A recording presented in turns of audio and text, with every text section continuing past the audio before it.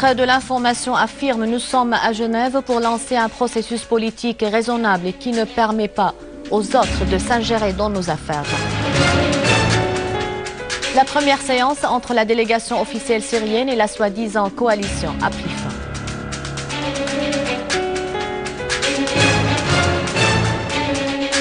El-Maliki affirme non à une religion qui tolère le meurtre et l'assassinat.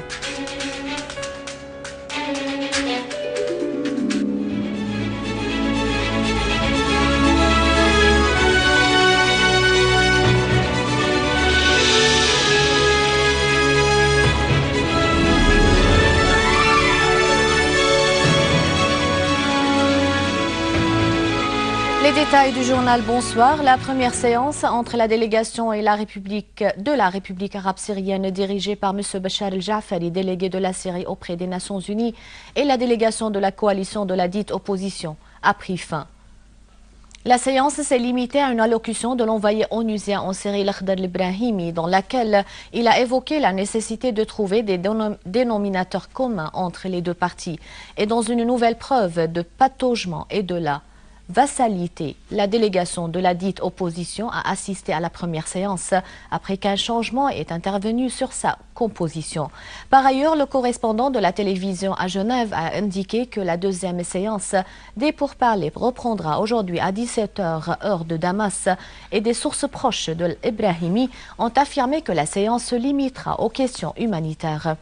Des sources proches de la délégation syrienne ont affirmé à Genève que les propos sur la conclusion d'accords sont incorrects et la première séance se tiendra cet après-midi.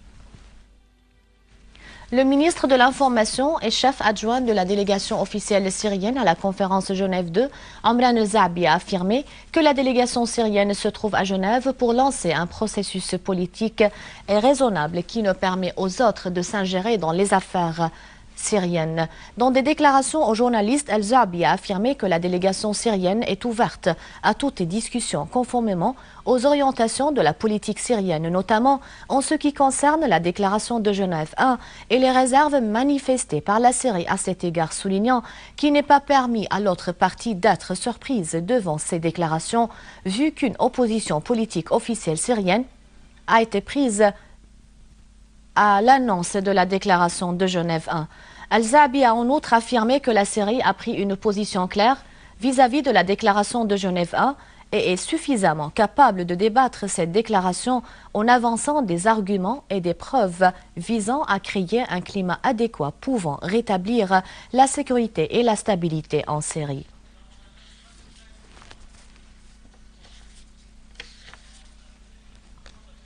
En parallèle avec les efforts déployés par la délégation officielle syrienne à la conférence de Genève pour mettre un terme au terrorisme qui sévit en Syrie, un groupe d'avocats européens envisage de lancer un projet pour défendre le peuple, l'État et le président syrien.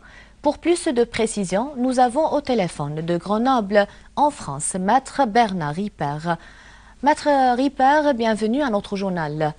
Quel est votre projet et pourquoi vous avez choisi de défendre la Syrie? Je souhaite participer à la défense des victimes du terrorisme, mais également à la défense de l'honneur de la Syrie, du peuple syrien et de son président, à travers notamment la situation de ces nombreuses et malheureuses victimes tuées par les forces étrangères, plus que syriennes, par les djihadistes qui sévissent dans ce pays, dont de nombreux occidentaux, des Français notamment. Et pour être en mesure de dénoncer cette situation, parce qu'aujourd'hui, cette réalité que j'ai dénoncée dès mon retour de mon premier voyage en Syrie est sur la place publique. On admet, on reconnaît que de nombreux jeunes français, anglais, belges combattent là-bas aux côtés des criminels dont le seul objectif est de tuer et de semer le chaos dans ce beau pays. En Arabie Saoudite, avec les liens privilégiés qu'il noue avec ce pays, nous avons tous vu qu'il choisissait est la dictature, est le terrorisme. Mais comme il y a des contrats juteux, notamment de vente d'armement, toujours avec pour objectif que ces armes servent soit contre les Syriens, soit contre ceux qui, dans ce pays, le Liban, ne s'opposent pas aux Syriens, le président Hollande développe ces liens très amicaux avec ceux qui soutiennent les assassins qui combattent dans votre pays. Alors, merci pour cette intervention de Grenoble.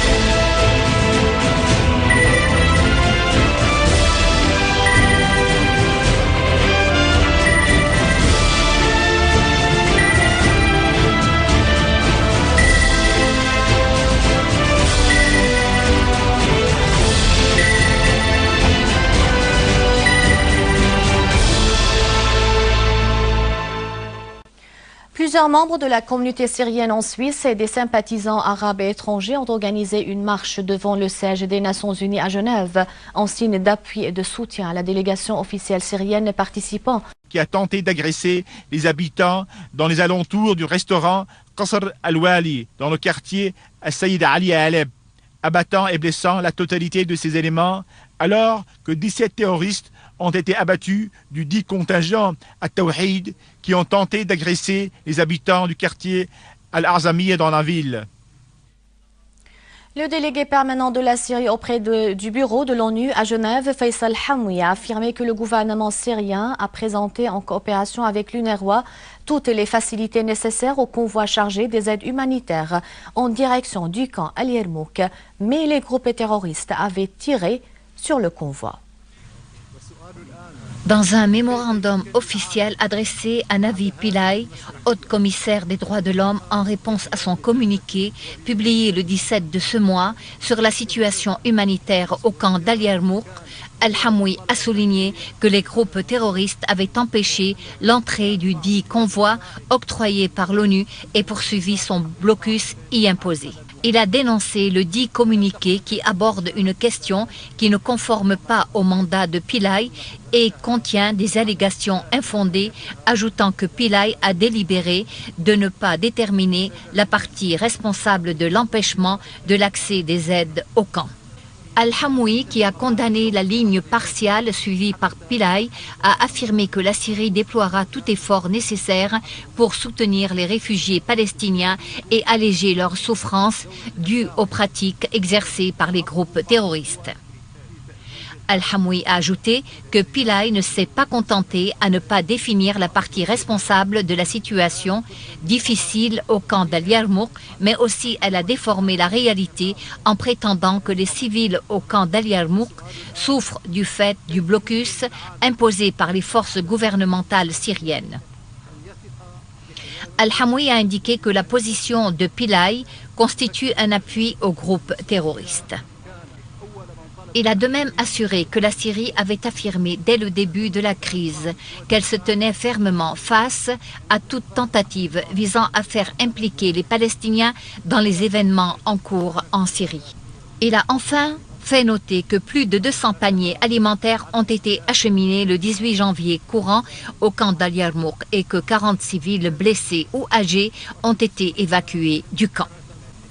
Ainsi, dans la campagne de Damas, les unités de l'armée ont éliminé la totalité des éléments d'un groupe terroriste à l'est de la localité d'Al-Nsaira, dans la campagne nord-est.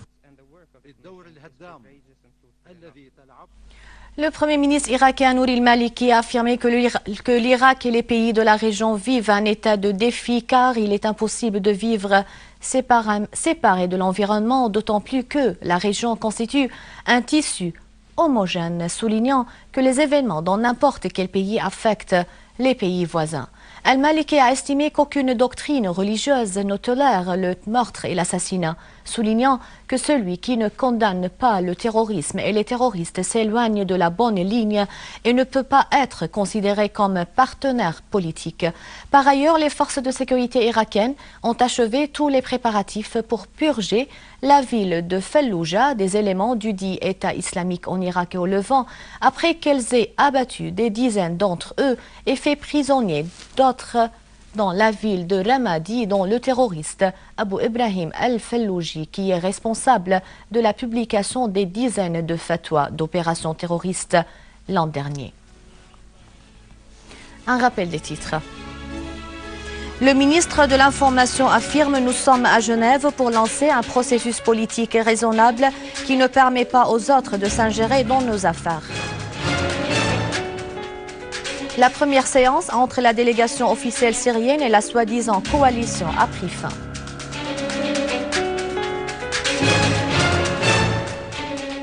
Al-Maliki affirme non à une religion qui tolère le meurtre et l'assassinat. C'est la fin du journal. Merci de l'avoir suivi. À rappeler, vous pouvez consulter le site internet syriaonline.sy pour revoir ce journal et davantage d'informations. Merci bien, au revoir.